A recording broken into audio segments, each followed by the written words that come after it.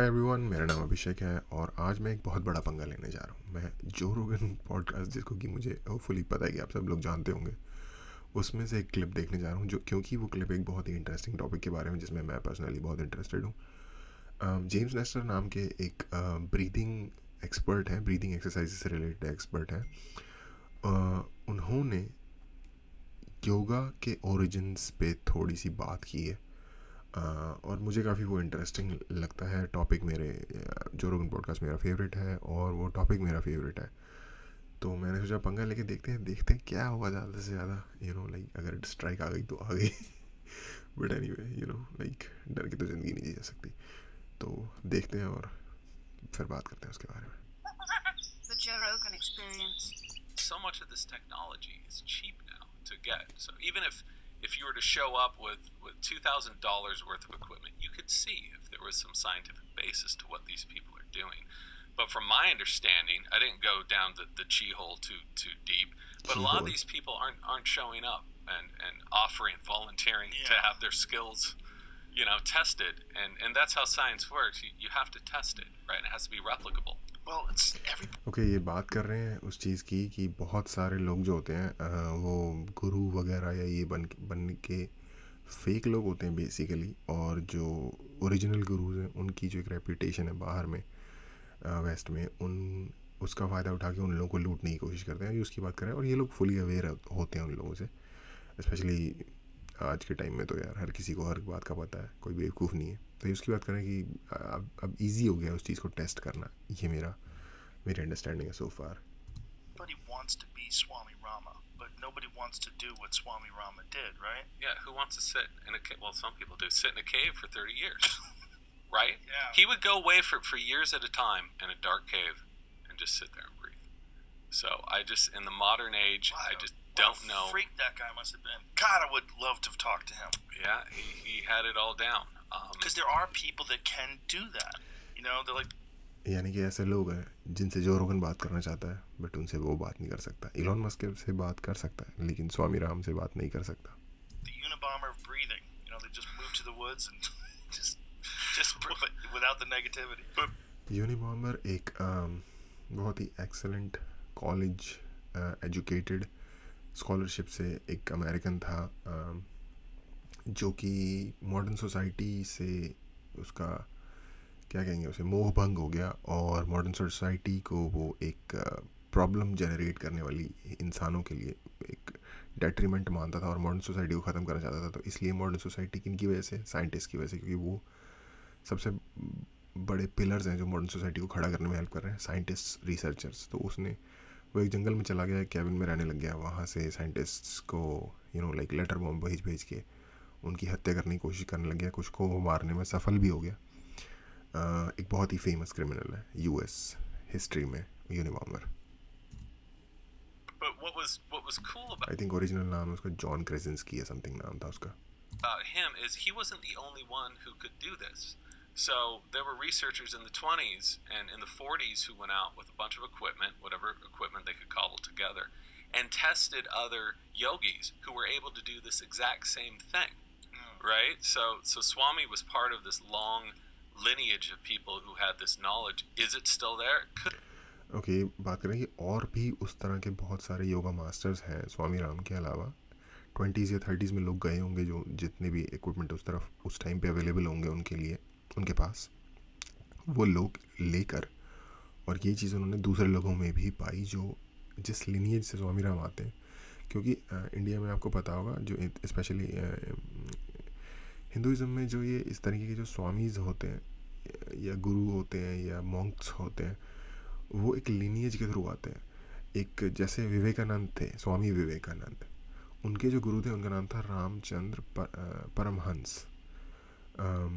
उनके भी एक गुरु थे, मैंने पढ़ा था, इस वक्त मुझे उनका नाम याद नहीं आ रहा, बट अगर आप देखोगे तो आपको उनके गुरु मिल जाएंगे, उनके गुरु के गुरु मिल जाएंगे। एक लंबी लिनिएज ऑफ लाइक गुरु और शिष्य की आपको मिल जाएगी अगर आप ऑनलाइन जाके सर्च करेंगे। और ज़्यादा ढूंढना नहीं पड़ेगा, विकीपीडिया पेजेस हैं उन हर एवरी जो गुरु थे, जैसे परमहंस, रामचंद्र परमहंस के जो गुरु थे उनके बारे में, और उनके जो गुरु थे उनके बारे में भी मैं एक बार इस रैबिट होल में काफ़ी डीप चला गया था, काफ़ी पहले की बात है, अब तो मुझे उनके नाम भूल गए हैं. Could be, but again, I don't think it's online. I think you really have to get out in the weeds and earn these people's trust in order to get okay, ये बात कर रहे हैं कि इस तरह के लोग आपको ऑनलाइन नहीं मिलेंगे, आपको लिटरली ऑन ग्राउंड जाना पड़ेगा. that story.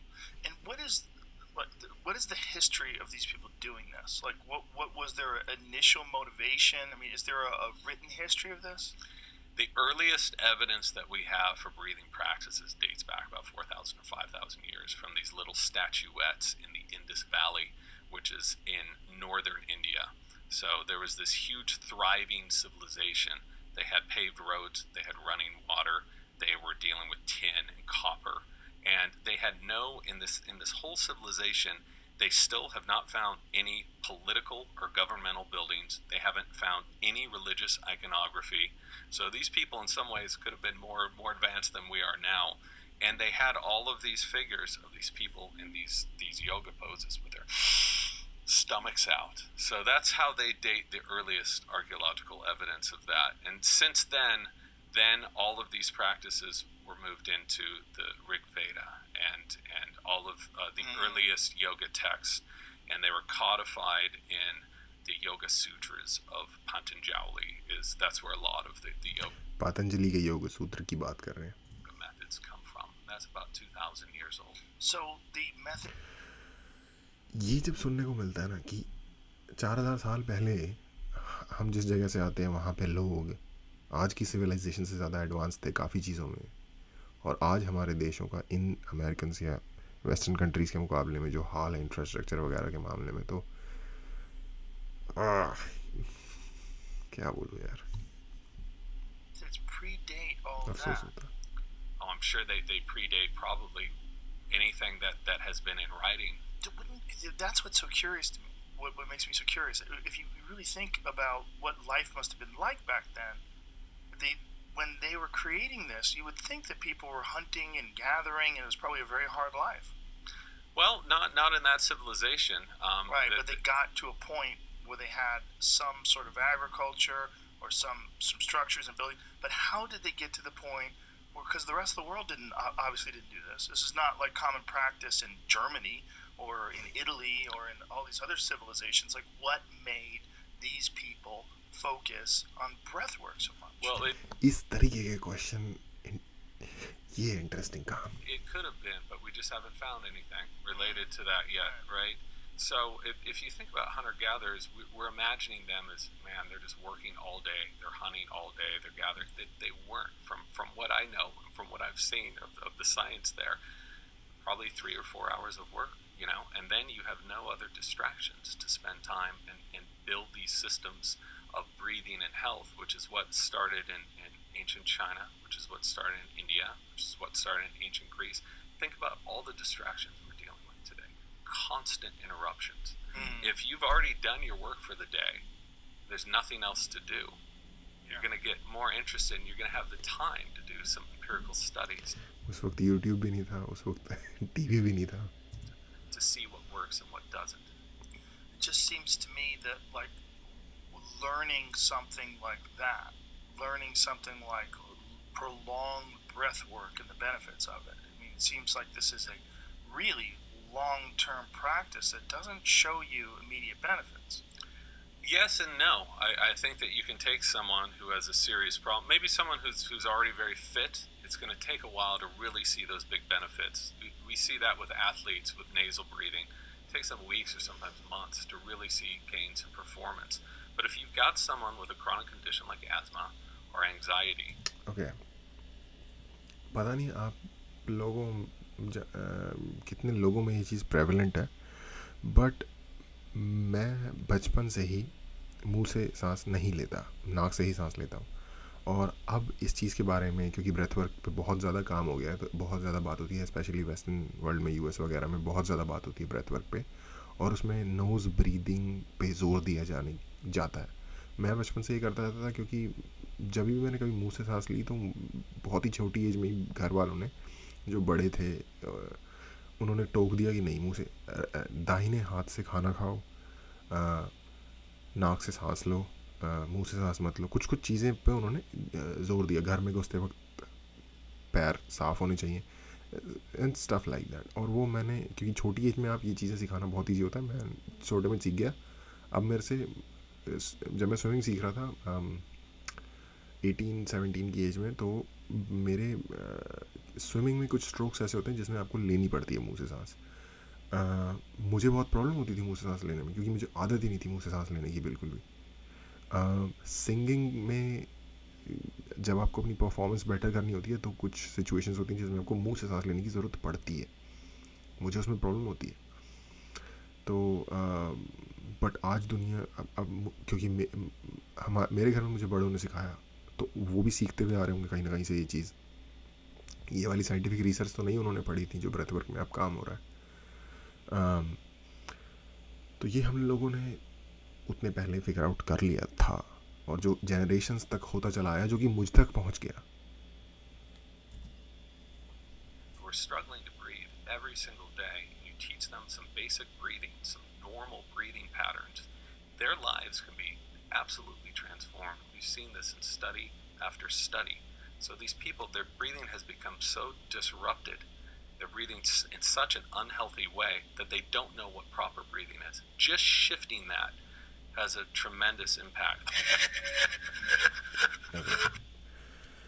तो इस तरह की चीज़ें जब आप देखते हैं तो वही एक पुराना, जिसे कहते हैं कि नासूर, दर्द वाला नासूर गुरज जाता है कि हमारे बंदे जो थे, हमारे जो पूर्वज थे, बंदे हमारे जो पूर्वज थे, उन्होंने, जिसे कहते हैं ना कि जी फाड़ काम कर दिया था। ठीक है, मतलब फाड़ दी थी उन्होंने टेक्नोलॉजी हर चीज़ में। और हम किन चीज़ों में लड़ रहे हैं? महाराष्ट्र वाले अपने उसमें लड़ रहे हैं, तमिल वाले अपनी चौड़ में लड़ रहे हैं, पंजाब वाले अपने उसमें लड़ रहे हैं, जातों पे लोग अपने अलग उसमें लड़ रहे हैं, धर्म पे लोग अपने हिस्से में लड़ रहे हैं। मतलब कंट्री में कुछ तरक्की हो, ह्यूमन कॉन्शियसनेस में थोड़ी सी बढ़ोतरी हो, दुनिया को आपने लीड, विश्वगुरु बस नाम, आपने नाम रखा है। किस चीज़ में विश्वगुरु कैसे बनेंगे यार? और कब तक हम हिस्ट्री या फिर अपनी पास्ट के प्राइड पे जीते रहेंगे? बट एनीवे, ये एक इंटरेस्टिंग सब्जेक्ट है। मैं लाइक अपने रैम्बल में घुसने लग गया हूँ, तो let me stop my self. और ये जो सब्जेक्ट है ये बहुत इंटरेस्टिंग है। ये जो क्वेश्चन उन्होंने पूछा था कि यार कैसे वो लोग मतलब इतना पहले इतनी टेक्निक्स डेवलप कर पाए, कैसे? तो ये है क्वेश्चन, बहुत ही फैसिनेटिंग किस्म का। यहाँ पे फैसिनेटिंग वर्ड का यूज़ करना बनता है। एनीवे, आज के लिए इतना ही।